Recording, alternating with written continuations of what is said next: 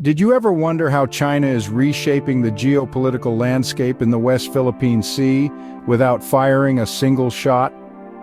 Welcome to the world of gray zone strategy, a crafty approach that operates in the space between peace and war. In the West Philippine Sea, China's gray zone strategy has been unfolding over time like a game of chess with high global stakes.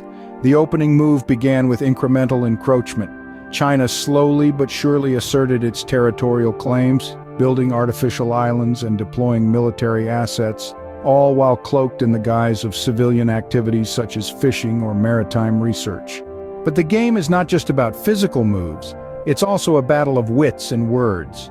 China has mastered the art of ambiguity and deniability, keeping its intentions and actions in the West Philippine Sea veiled, making it challenging for other countries to formulate effective responses. The strategy doesn't stop there. It also digs deep into the pockets. China employs economic coercion, leveraging its financial power to sway smaller countries into acquiescing to its territorial claims. It's a carrot-and-stick approach, offering economic incentives while applying pressure to keep these countries from challenging its actions. The gray zone strategy also plays out in the arena of information warfare. Here, China shapes narratives and perceptions, controlling media stories, spreading disinformation, and conducting influence operations to paint its actions as legitimate. And then there's the legal front. China uses international law to its advantage, picking and choosing what suits its interests, while disregarding unfavorable rulings, like the 2016 judgment by the Permanent Court of Arbitration. Lastly, China maintains a significant military presence in the West Philippine Sea. It's a show of force, a reminder of its power, and a deterrent against potential challenges from other claimant states or external powers.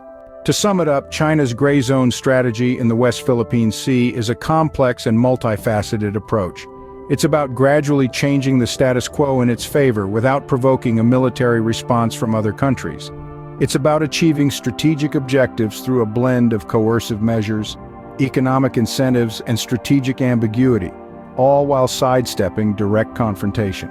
To counter such a strategy, affected countries need to adopt an equally multifaceted approach, combining diplomatic initiatives, regional cooperation, capacity-building efforts, and a robust defense posture. The key lies in strengthening alliances, enhancing maritime domain awareness, bolstering law enforcement capabilities, and promoting adherence to international law. So the next time you hear about the West Philippine Sea, remember that it's not just about territorial waters. It's also about the complex game of gray zone strategy, where the lines between peace and conflict are blurred, and the stakes are as high as they can get.